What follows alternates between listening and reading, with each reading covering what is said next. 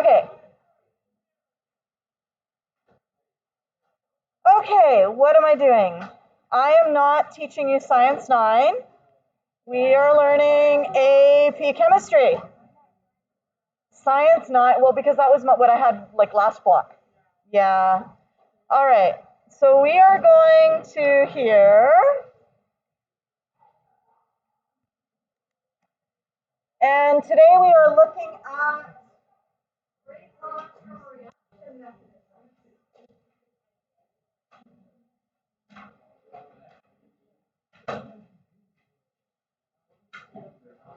Well, I guess it's not on any case, it's the handout you got today, okay? Hopefully you remember that a reaction mechanism is a series of steps that explains how the overall reaction proceeds. Now,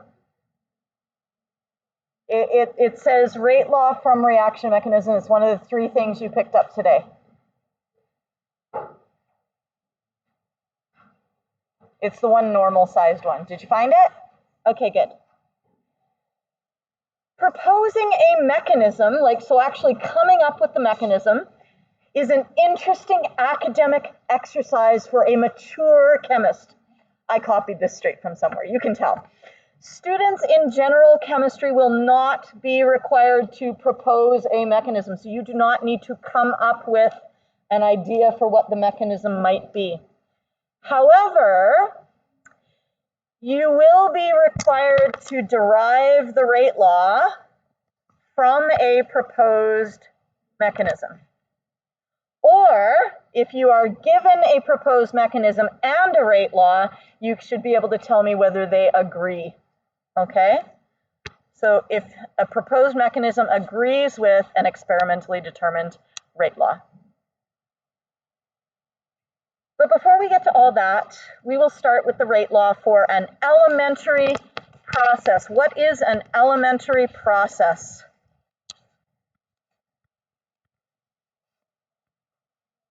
It is a single step in a reaction mechanism.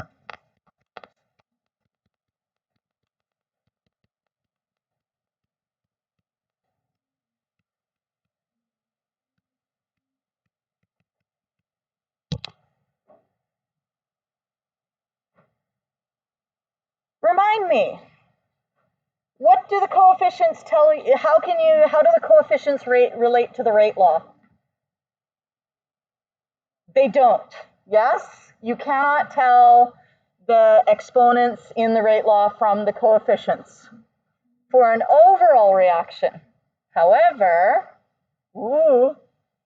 you can use the coefficients for the single step of a reaction mechanism. They do come from the coefficients. So let's take a look at this first reaction here. A goes to products. So we have a single reactant, A.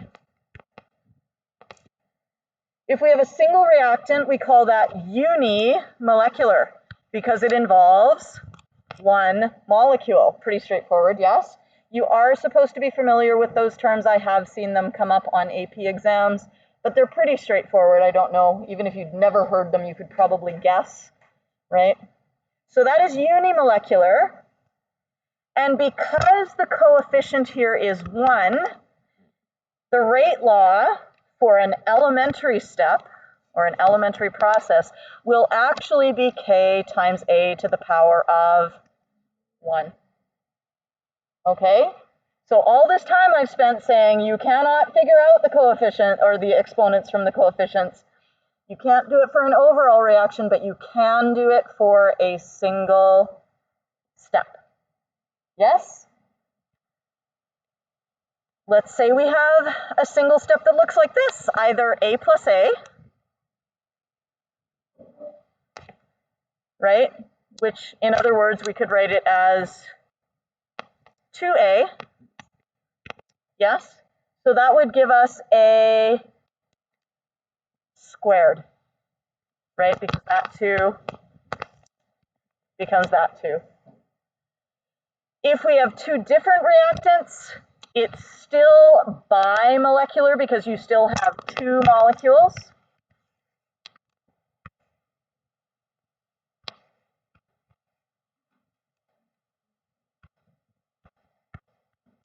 I didn't ask if you guys had any questions from anything from the weekend. Do you? Okay. I assume that you guys will speak up if you're like, if I have not asked that question and you have questions, because you're big kids and you're assertive and can look after yourselves. Am I right? Excellent. Okay. We have two molecules. Each of them has a coefficient of 1. So it's A to the 1, B to the 1, but we don't have to write the ones, obviously. And then the only one that's a little weird in terms of its name, it goes uni, bi. You would think it would be trimolecular, but it's not. It's termolecular. I don't know why ter instead of tri. Whatever. Very rare. Yes. Why very rare? To have a termolecular, because there's more than 2. The chances of them colliding is very small, okay? And so here we have, this is in other words 3A, so we're going to raise it to the power of 3. If you have A and 2B, you're going to have A with a coefficient of 1 and B to the 2. Is this all making some kind of sense? Like it's pretty straightforward? Okay, good. Good, good, good. So you get to now write the rate law for these following elementary processes and tell me their molecularity.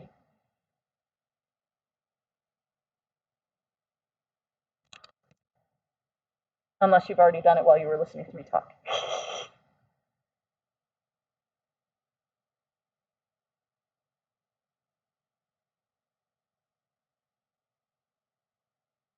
Did I start recording? I think I did. Yes, I did. Yay.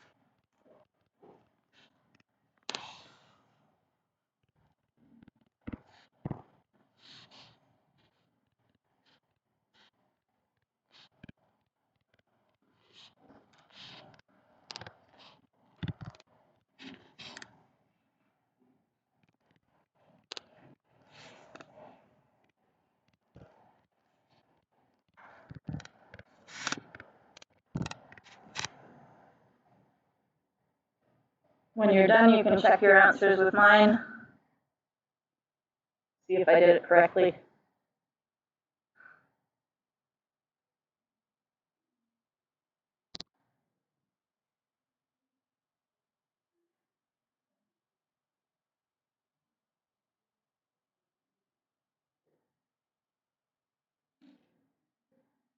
Do we like that so far?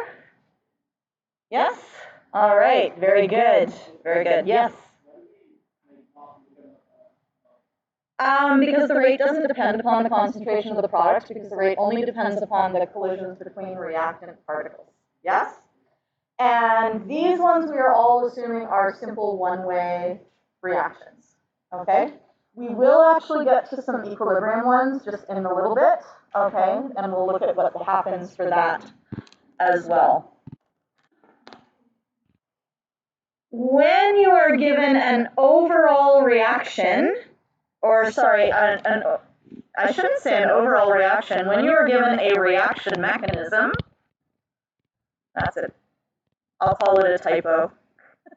It's not a typo. It's a boo-boo. Okay. When you are given a reaction mechanism, each rate constant can be labeled with its own K value. So the K for step 1 is usually labeled K1. The K for step 2 is usually labeled K2. Okay? That's all there is to that. Sometimes an elementary process can be an equilibrium. And if that is the case, there is a K for the forward reaction and there's a K for the reverse reaction.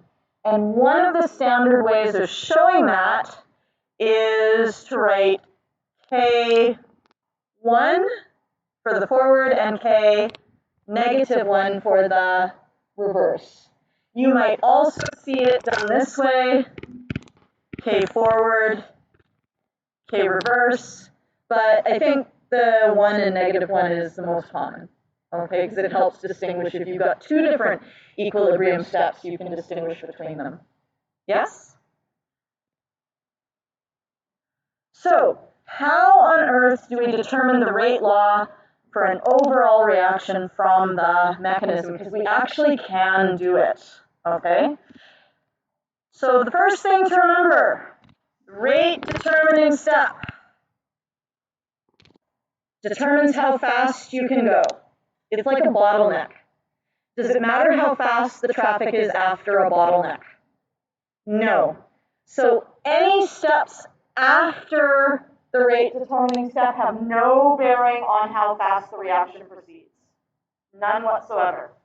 So basically you get down to your rate determining step and you say, I don't need to worry about any of the other steps. Okay? Situation number 1, simplest. What if the first step is the slow step? Well, we get down to our slow step and we say stop here for determining overall rate law.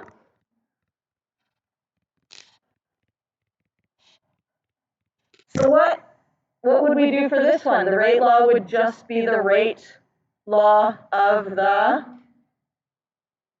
first step.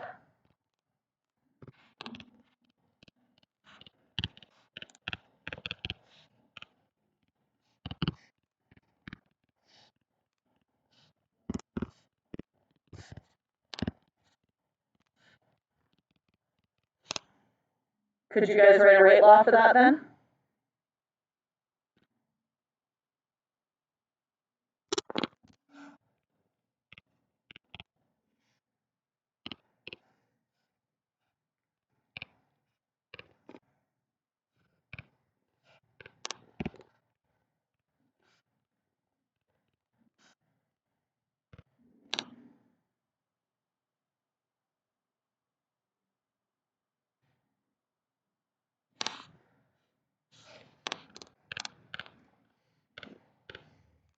That's supposed to be an arrow. That does not look like an arrow.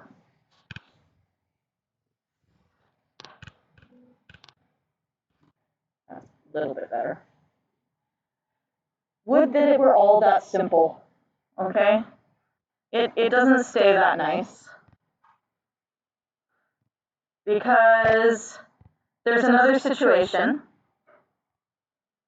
You will not be given any where you don't have a fast equilibrium for the steps before the rate determining step. I can't remember why that's important, nor do I care particularly, nor should you. If you're really interested, I can go and figure it out for myself again. I did know why at one point. It's called steady state approximation, and I can't quite remember what that means. I know that's terrible.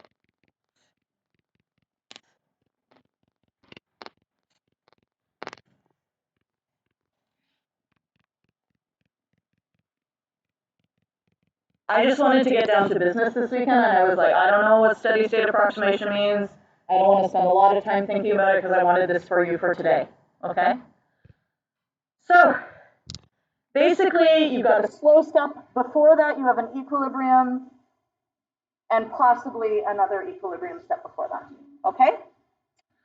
So, For example, we might have this reaction here, and we're going to find the rate law for the overall reaction. This is step 1. This is step 2. And then this is our overall.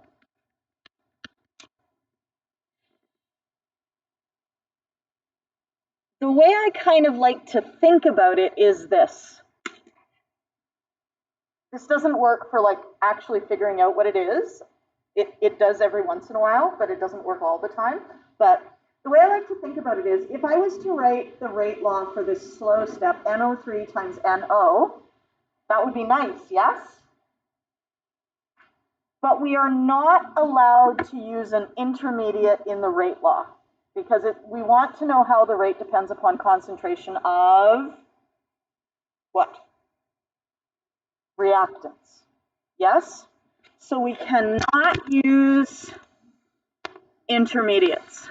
So it is not good enough to say that rate is equal to K times concentration of NO3 times concentration of NO. So we need to figure out, who is the intermediate here? NO3 is the intermediate.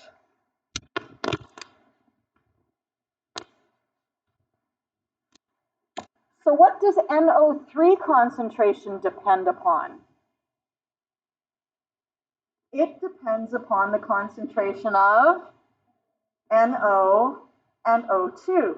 So instead of writing NO3, I could write concentration of NO times concentration of O2. Yes? And then I could say times concentration of NO, which would give me NO all squared times O2. Yes? And if life were good, you could do that every single time, but life is not good. So I did not write that anywhere on here. It's just a way to start thinking about it, okay? We're gonna go through the real way of doing it. So the first thing we're going to do is we're gonna write in our Ks so that we can refer to them. So this would be K1, and this would be K, what? -1, yes? And then above this arrow for step 2, that would be K2, because it's for step 2, okay? So write in all your Ks and identify any intermediates, just circle them, okay? So we're gonna write the rate law for the slow step, so that would be rate. And my slow step is 2, so I'm gonna write rate 2 down at the bottom just to keep track of what I'm doing. So the rate of my slow step is the K times concentration of NO3 times the concentration of NO.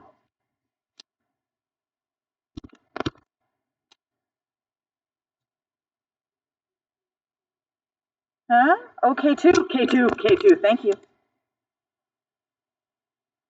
K2 times the concentration of NO3 times the concentration of NO. Now we are going to write the rate law of the forward fast equilibrium that comes before the slow step. Okay, so we're going back up here to this one here, and we're going to say rate 1 forward is K1, and our reactants there are the NO and the O2.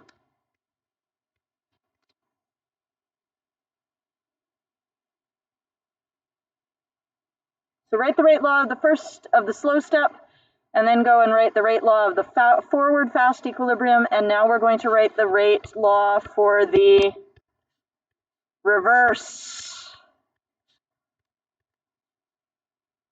So which K will we be using? This will be K -1.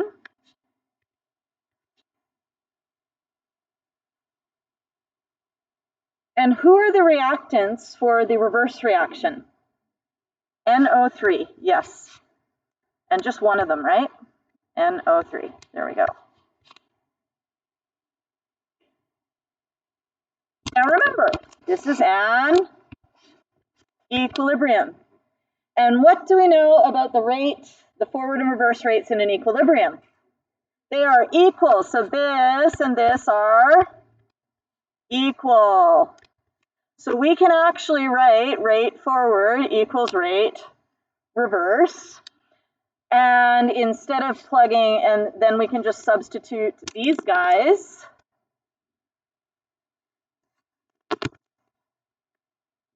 Yes, into here and here. So let's do that. So we now have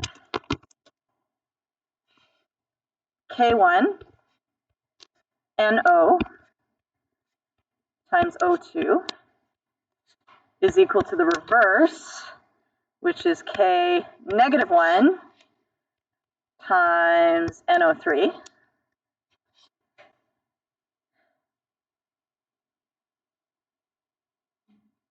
And now we're going to go back and we're going to say, remember NO3 was, what kind of a substance is NO3 in our mechanism? It is an intermediate. Are we allowed to have intermediates in our rate law? No.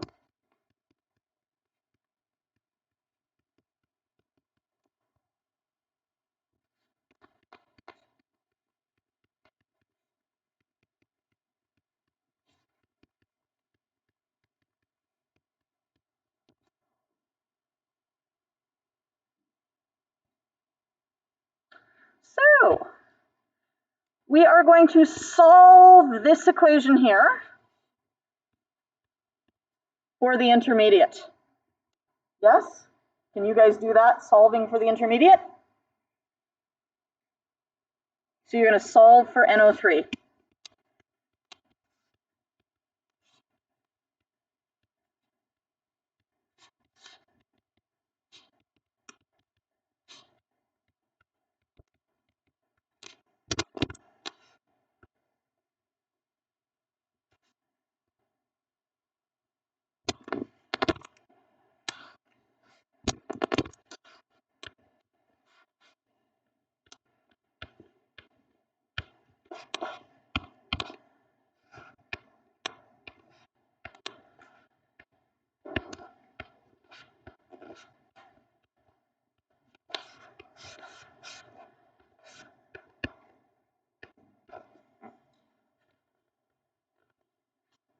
Does yours look like mine?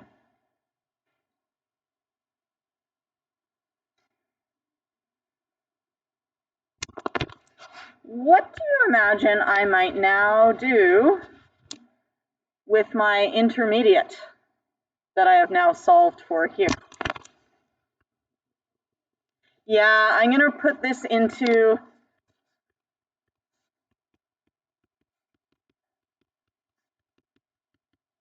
the rate law for the slow step.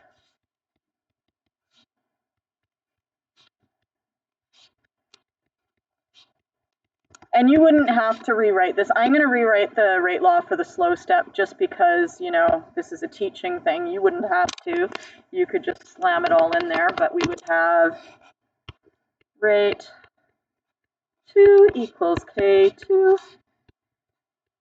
NO3 NO. And we would take this and plonk it right in there.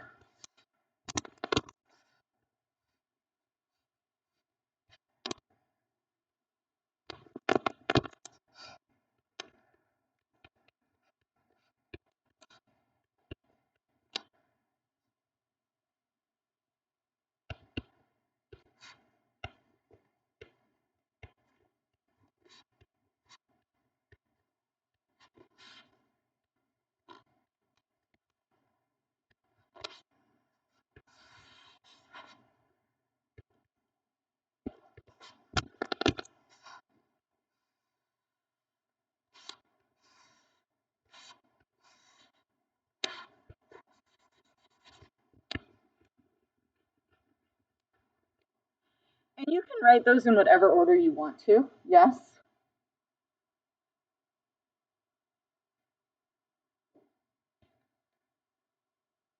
And now what's going to happen is we're going to say, well, that looks messy and ugly and nasty. So instead of having all those various Ks, we're going to just collapse them into a single K for the entire overall reaction, okay?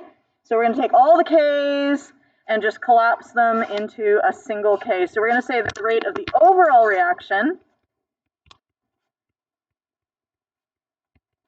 is equal to K.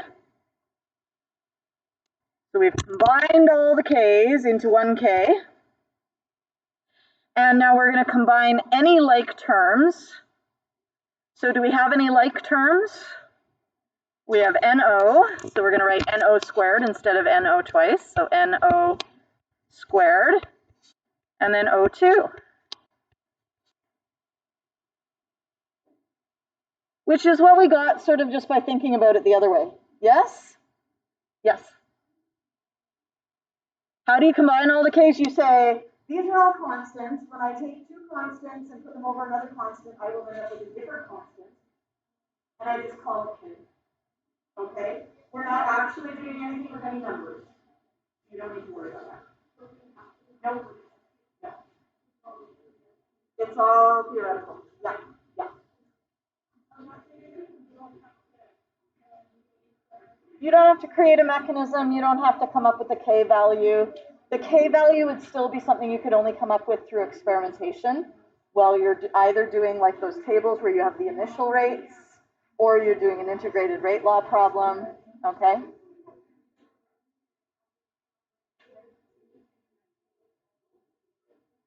Just assume that K is all the Ks. Yeah? Yeah. All right. Was that good? Yes. Yes.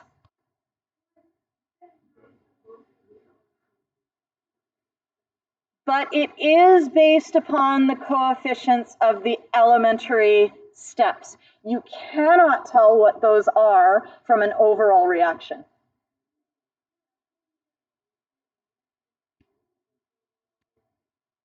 In this case, perhaps, but let's look at our next example.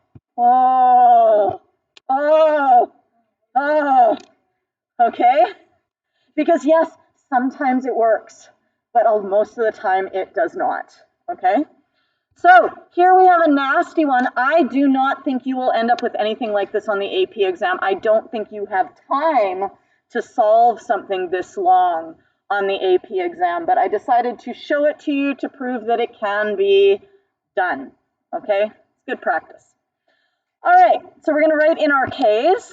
So let's do that. K1, K minus 1, K2, K minus 2, K3, and no K minus 3 because that is a one-way. So we don't have anything after our slow step, so we have to look at all of these. So we're going to write the rate law of the slow step to start. That should be pretty straightforward. Rate 3 is equal to K3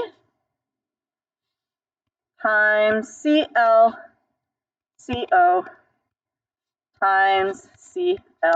Ooh, I forgot to circle my intermediates, didn't I? CL is an intermediate. What else is an intermediate? ClCO. Okay, there we go. So we can't have either of those in our mechanism, or sorry, in our rate law. So let's work on getting rid of them, which means we're going to have to write the forward and reverse rate laws. So let's do that for the first one. Okay, so that's going to be step 1.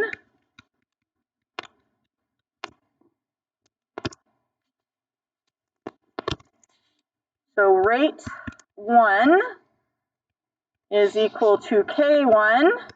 Oh, and this is rate 1 forward, so I should write rate 1 forward equals K1 times concentration of Cl2.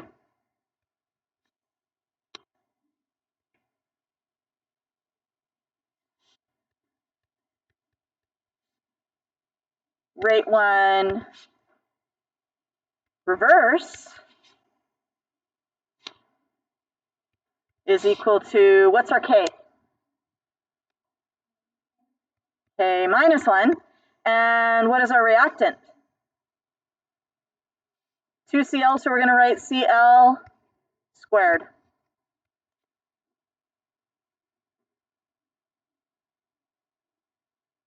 Now we're going to plug those things into rate of forward equals rate of reverse. So we have K1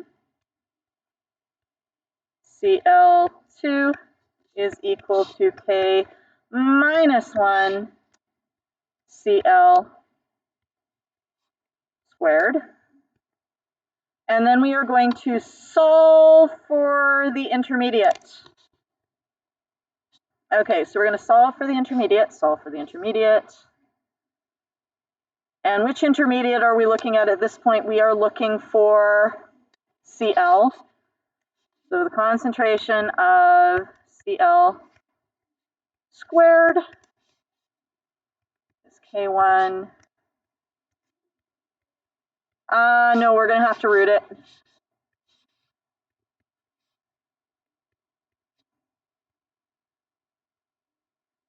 So the concentration of Cl then is K1 Cl2. You know what I'm going to do? I'm going to raise everybody to the half. Yes, because that's the same as taking the square root. Yes? And it just makes everything a little bit tidier.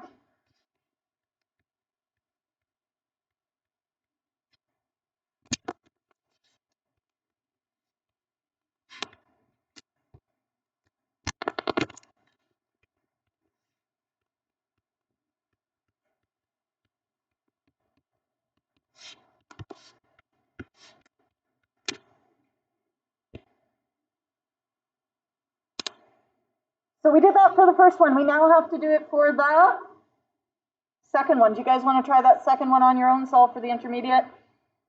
Okay, you do that, and I will also do it, and then you can check with mine. Okay.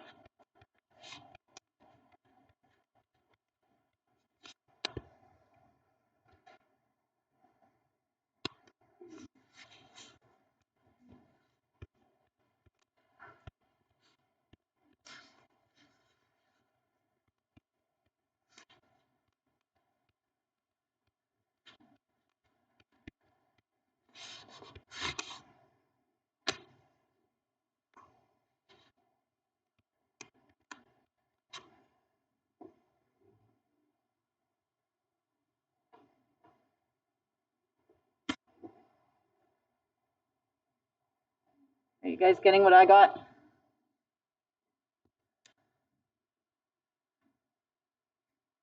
Yes. Cl is also an intermediate, but I am remembering that I already have a Cl here. And I'm going to need to plug in a ClCO up there. Okay? So you're right, it is. But so that just requires a little thinking on your part. Like I said, I don't think you're actually going to get one like this where you have two equilibrium steps on an AP. Yeah. You can plug the CL1 into the ClO1, yes. So you can either choose to do it like, you can kind of go sequentially. You can plug things in, yes. So you can say, okay, well, if I want to find Cl, I can plug in something for Cl, yes, because I know that that is this one here, yes, and I can plonk that one right in there. So we can say, okay, ClO is equal to K2, huh? Oh yeah, ClCO, sorry, ClCO, ClCO. K2, and then I'm going to take this whole thing here, so I have K1 to 1/2, and then I'm going to put in Cl2 to the 1/2,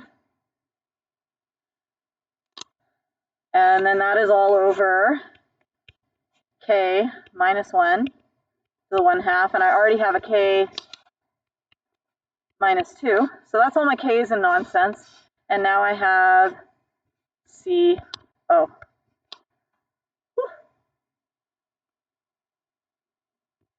You know what I'm going to do? These K's look really ugly. So I'm going to reduce them all. I'm just going to call it K prime. K prime. I'm going to take all those K's, just get rid of them for the moment. K prime is equal to Cl2 to the 1/2 times CO. You can do that. It's okay. Yeah, we're just simplifying our K's a little early.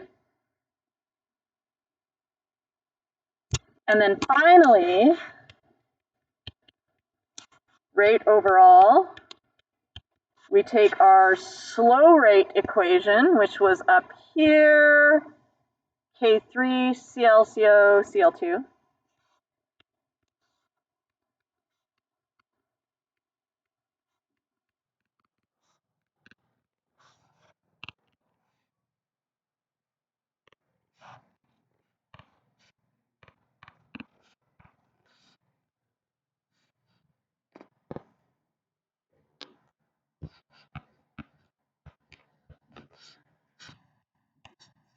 And we get, so exhausting this, isn't it? K3 times K prime times Cl2 to the 1/2 times ClCO. Oh no, I already had that. Times CO times Cl2 to the 1/2. No, I'm sorry, I'm getting myself confused here. Okay, I'm going to highlight this for myself. There, there, oh, there, there, there. Those are all the same thing. Nope. There we go. There, that's better. Okay. And so now, finally, we're going to take all our K's and just call them K. What do we have left? What is Cl2 to the 1/2 times Cl2? Cl2 to the 3/2. Yes. Just add your exponents, yes? So that's 2/2 plus 1/2 is 3/2 times CO. That is uglier than anything you will ever have to deal with. Yes? Very much uglier. You will never have to deal with anything that ugly, not unless you go on and study and like reaction kinetics in university. Okay? How are we feeling about this? We're good? Okay. Do you want to do one more example, or do you want to just be like, okay, I could read the example because it is like worked out for me here? Oh, yes, sorry. Sorry. Yes. Sorry.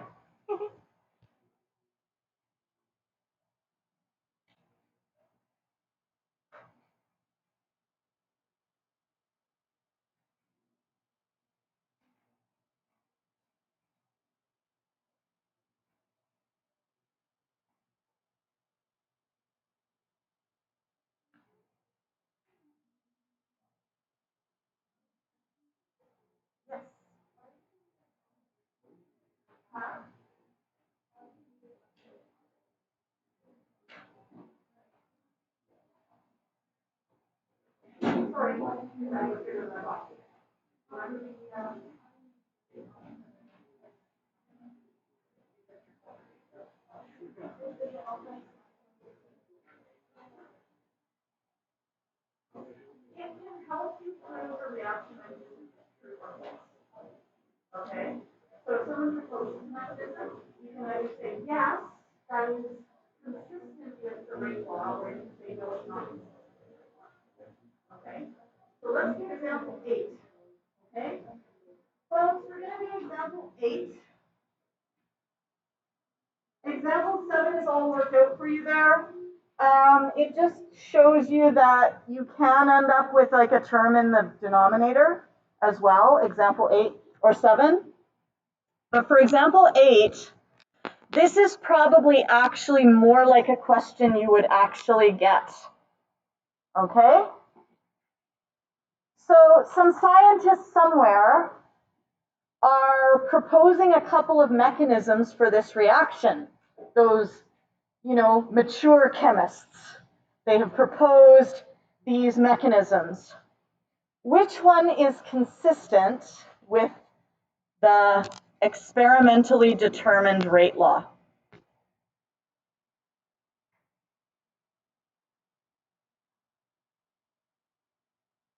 And this one's going to be nice because slow step is step number 1. And when you get slow step is step number 1, you're like, yes. Like no big ugly work. Yes? Yeah. So we have, for number 1, we have rate is equal to K NO2. And for 2, we have rate is equal to K NO2 squared. So which of the top 2 mechanisms is consistent with the rate law, the experimentally determined rate law? Second one. Now, does that mean that is the correct rate law or a correct reaction mechanism?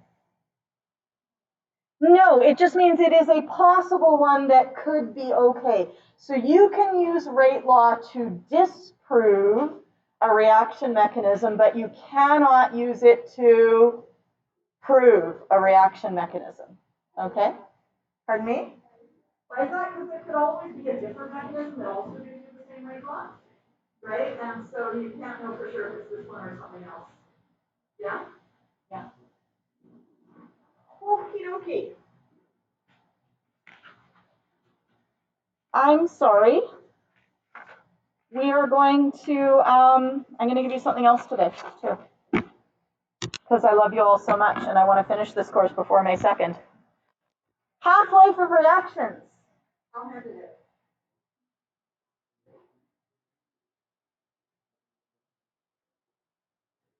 Ooh, or actually, do you want to do the AC equilibrium cluster stuff? That might be better because we're doing equilibrium right now. Sure, let's do that. 2, 3, 4, 5, and it's a little bit shorter. Nice.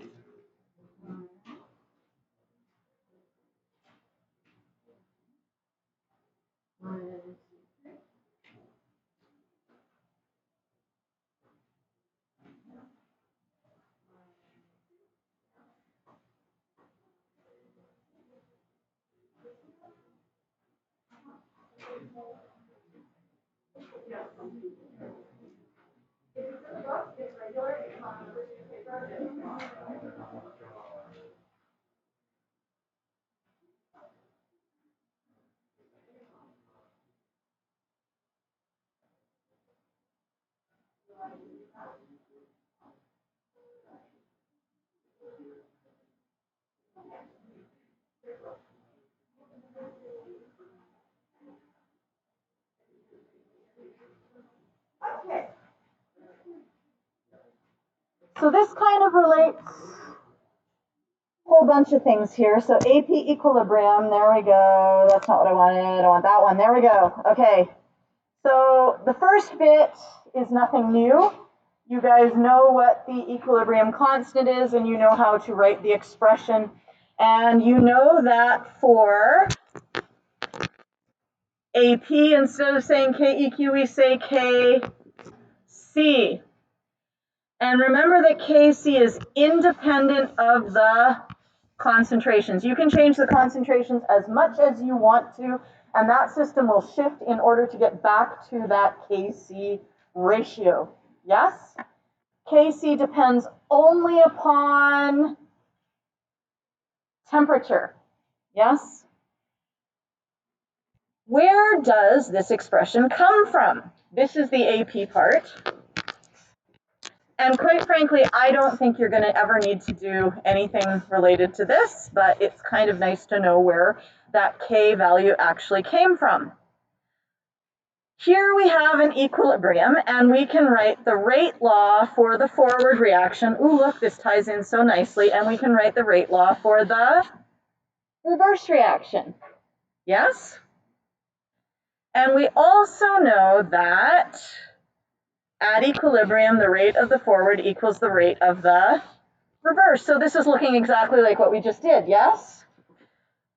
The only thing that is new here is that instead of solving for an intermediate, we're going to solve for Kf, the forward K, over Kr, the reverse K, the reverse rate constant.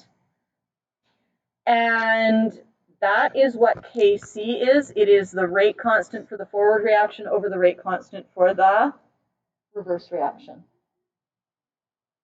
Okay, so that's where that K comes from. That's why it all works out that way. I don't think you're actually going to have to solve any questions using that information. Okay, but it is nice to know.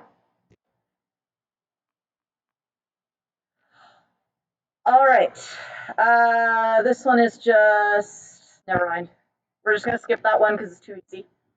I stole this one from someone, and didn't bother editing it, as you can tell from the font, because Comic Sans doesn't make me extremely happy, but you know. Someone had done it all for me and I didn't have time to reformat, so there we are. Okay.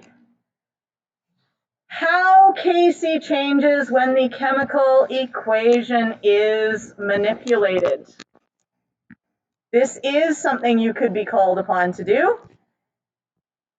So here's our forward reaction. And obviously we've got a squared term and a squared term and a squared term, and we have a value. So far so good, that's nothing new.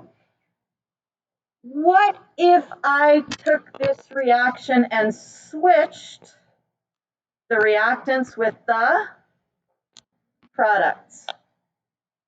Yes?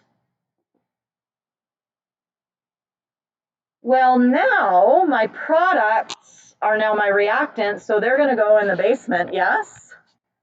And my reactants are now my products, so they're going to go up top. So all I've done with this expression is take the inverse. Yes? So for the reverse reaction, Kc reverse is the inverse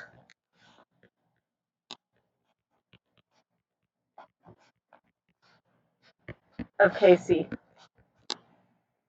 Yes? And so mathematically, then it's just 1 over Kc. So you can actually do a numerical solve on that. Okay? So that's pretty straightforward.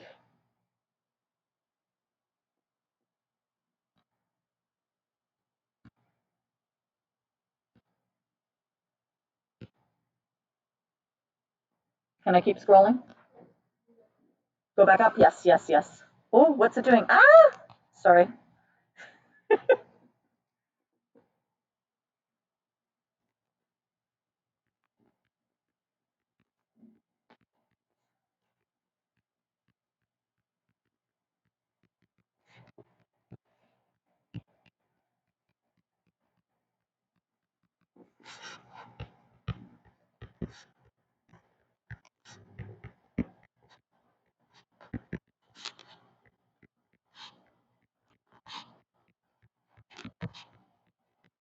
And that's actually one, I would say that that's not really an AP thing. I would expect my regular students to be able to like make that leap of logic as well. Yes?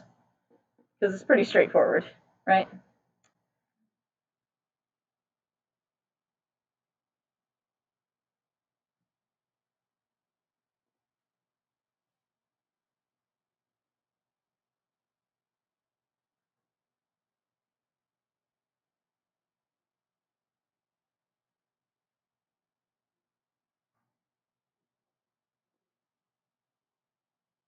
Okay.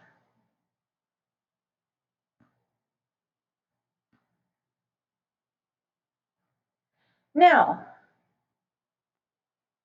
what if we took the original equation, which had coefficients of 2 and 1 and 2, and what if we took that whole reaction and we cut it in half?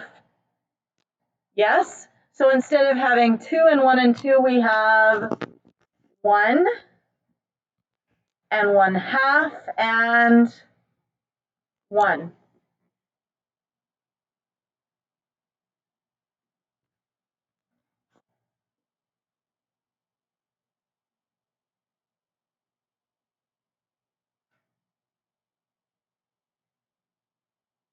So what you should be able to see with this is we've gone from having NO2 to the 2 to having NO2 to the 1.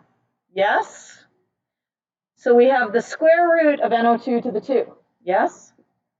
We have NO to the 2, and now we have NO to the 1. So that was also a square root. Yes? And finally, we have O2 to the 1, but now we have O2 to the 1/2, which is also a square root. Yes? So that's the square root of the whole thing. And so it's going to equal Kc to the 1/2, or root of Kc. And of course, you can then calculate that.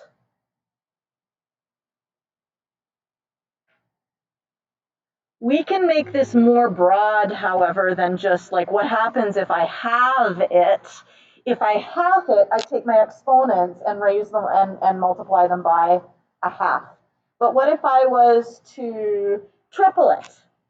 What if I went, let's say we now had 6 NO plus 3 O2, blah, blah, blah, blah, 6 NO2, and we know that Kc for the original reaction was 4.67 times 10 to the 13. What would the value of Kc be for this one? It would be cubed. Yes? So we would take that whole thing and we would cube it.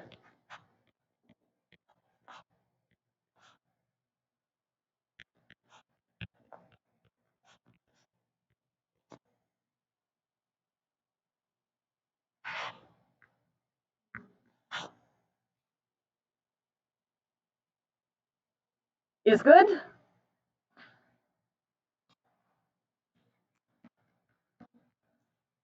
Yes.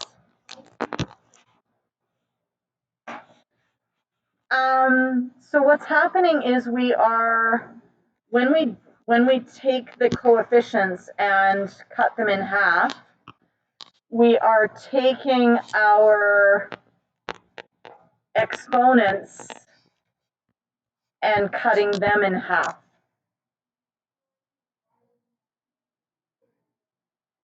Oh, if we have now tripled because we went from 2 to 6 and 1 to 3 and 2 to 3, instead of cutting it in half now, so instead of multiplying each of our coefficients by a half, we multiply each of the exponents by 3.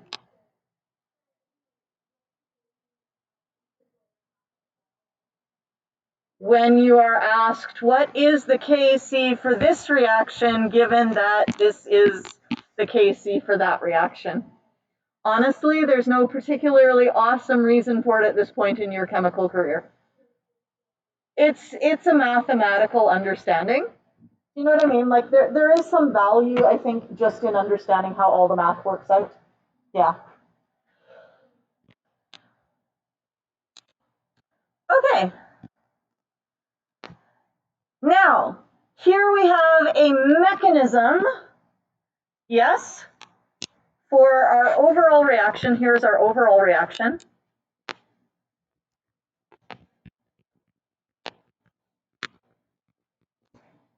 And we have a possible two-step mechanism. If we know that Kc for step 1, is 1.7 times 10 to the minus 13, and Kc for step 2 is 4.67 times 10 to the positive 13, Kc overall is equal to Kc1 times Kc2. We can go through and show that by showing like the Kc1 and then canceling everything out. Do you want to just believe me that it works? Yes? Okay. So that's how you would find it for an overall reaction. If you have various steps, you just multiply them together. It's very much like Hess's law kind of thing, okay?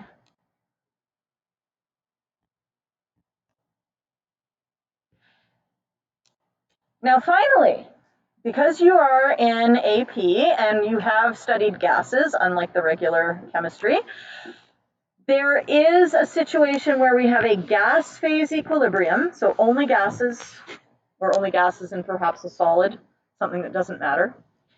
We can measure partial pressure instead of molarity. And remember, partial pressure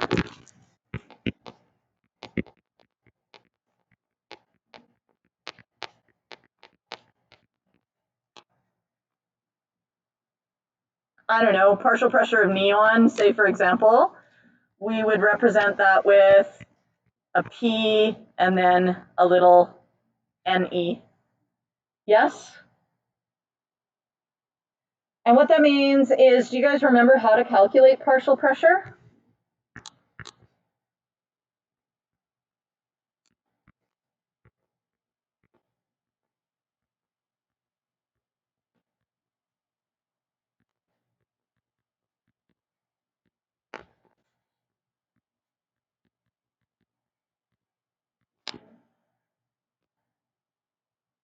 So the partial pressure of neon in, say, a mixture of gases would be equal to, what's this big X?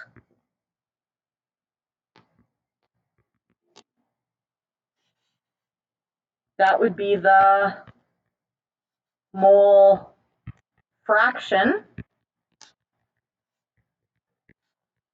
of Ne, which would equal the moles of Ne over the total moles of gas. Is this ringing bells? No. Okay, we might need to go back and review a little bit of that. But does it make sense? If a quarter of your particles are neon, then a quarter of the pressure is due to neon. Yes? So you could say, okay, well, if I know my total pressure and a quarter of the particles are neon, then I know that my pressure due to neon is a quarter of that. Yes? Okay, so this is just to reintroduce you to the fact that that is how we can show partial pressure of neon and what that means. You could also, because I've got a couple of sources that use this, you could say, or partial pressure of neon. okay? This is less usual.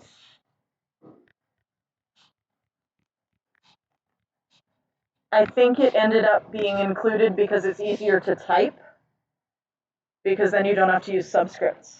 And when you have subscripts with subscripts like P of Cl2, then it gets a little ugly, okay? All right. Ooh, look at this though. How does Kp relate to our Keq? It looks pretty much the same, yes? So nothing new there. So if you're asked to calculate a Kp, just use the partial pressures instead of the concentrations, okay?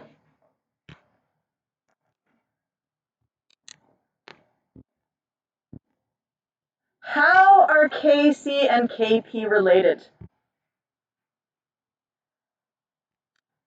Now, do you guys remember your ideal gas law? What's the ideal gas law?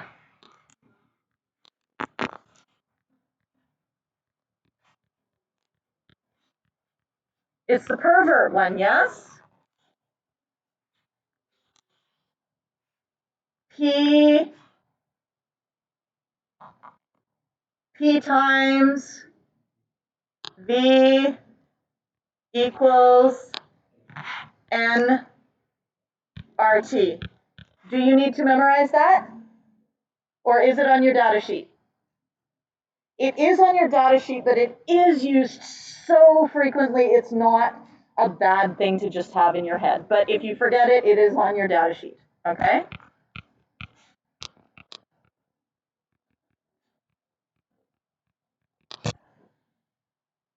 So if you wanted to solve this for P,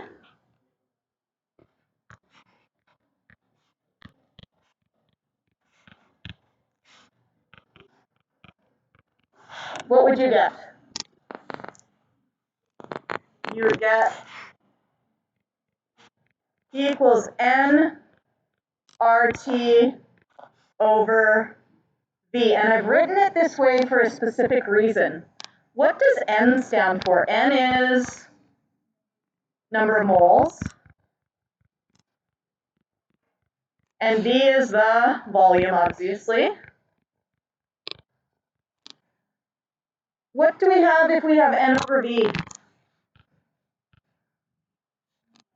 We have molarity.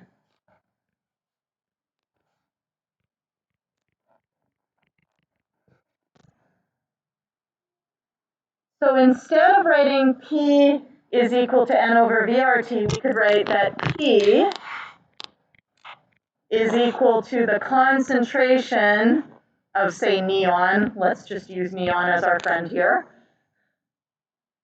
So the partial pressure of neon is equal to the concentration of neon times RT.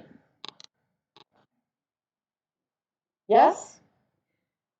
Are you going to have to derive this? No. But if you do this for every single term in that equation, yes? So if you do it for every single term in the Kp, if you say, I need the pressure of NO2, so that's concentration of NO2 times RT, yes? And if I have my concentration of NO times RT and my concentration of O2 times RT, and if I plug them all in there and I square it and I do all those things, I get, what happens to all my RTs? Well, I kind of end up with some stuff here, yes? My RTs all combine to that, and doesn't this look like our Kc? Yes, that right there is Kc. And the RT is going to depend upon how many moles there are in the reactants and how many moles there are in the products. Yes?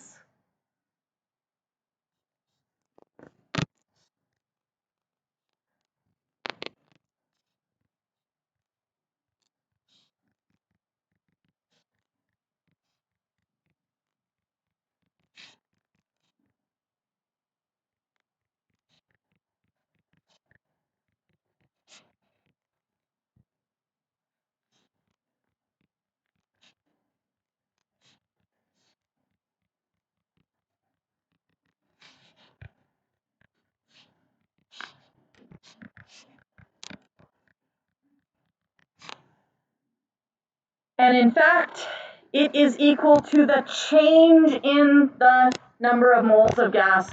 So it is equal to the change in the number of moles of gas. So you start with 3 moles and you finish with 2 moles. So that's going to be N final minus N initial.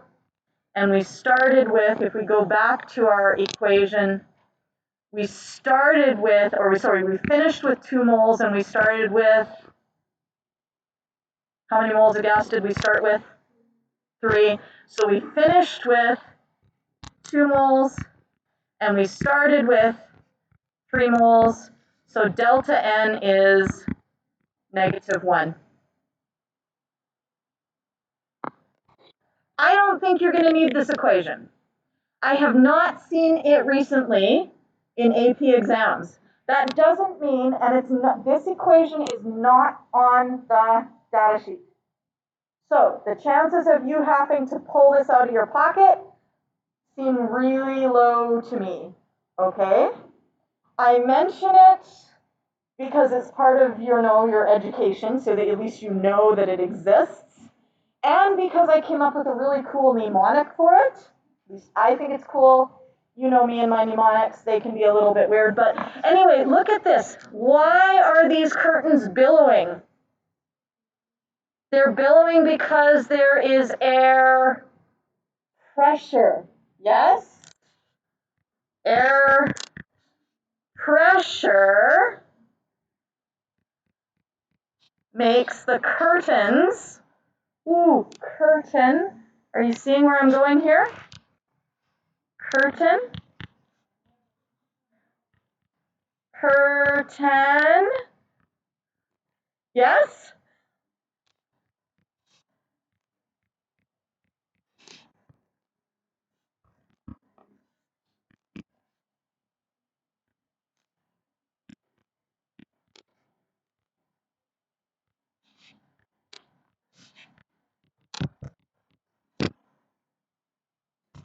Therefore, Kp is equal to Kc RT delta N gas. But like I said, slim to none, I believe that you're actually going to get called on to do that. But I did not feel that I would have done you due diligence if I hadn't mentioned it at the very least, because you are going to be called upon to calculate Kp from Kc. The one thing you should know: when is Kp equal to Kc?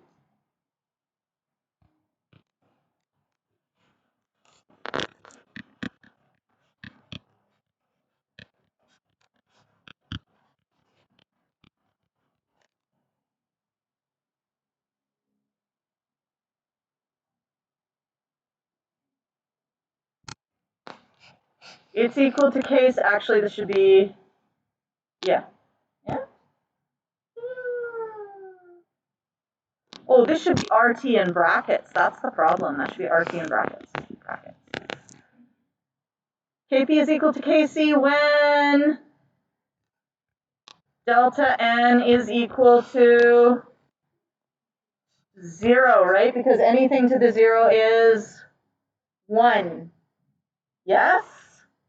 So if delta N is equal to 0, then the RT term goes to 1. And so Kp is equal to Kc. What does that tell you about the moles of the gas at the start and the moles of the gas at the finish? They are the same.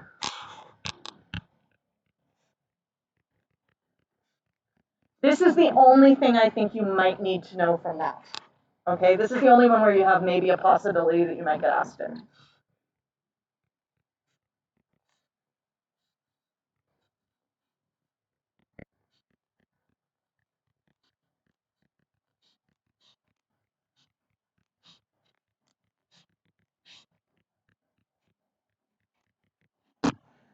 So you have a quiz next day, yes? And you have a review package to work on, yes? How about you work on the review package, study for your quiz? If you have time, maybe you could do, like, in the rate law, just so you don't forget it, you could do, like, number 1, A and B. Yeah? So do rate law number 1, A and B.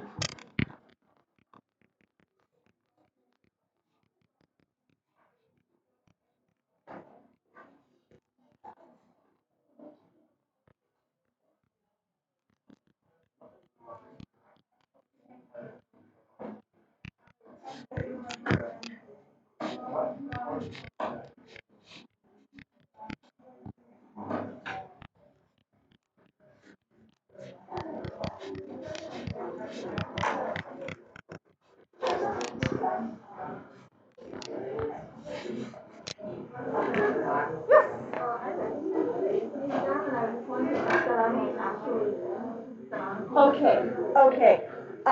She's gonna give me another printout of names, like as of the 24th. Now, I know I said it's a drop dead deadline, blah, blah, blah, but we actually did have a bit more time. But, do you know what I mean? Because if anybody pays after that, that's a problem. If you have paid and we know that you have paid, then we're okay. Yeah, so I think we're good, yes, yes. Is there any one of these people who still wants to pay for their exam? Joseph, Joshua, Harry, Nicole, Ahmed, Eddie, Sasha, Krista has paid, Mohammed. Anybody else who either has paid or wants to pay for an exam? You already paid, okay. They're gonna get me a new list updated this week. Then I'll check you off. So Mohammed is paid, Krista has paid. Anyone else paid or plans on paying? You, everyone whose name I didn't say, I've got you already. Okay.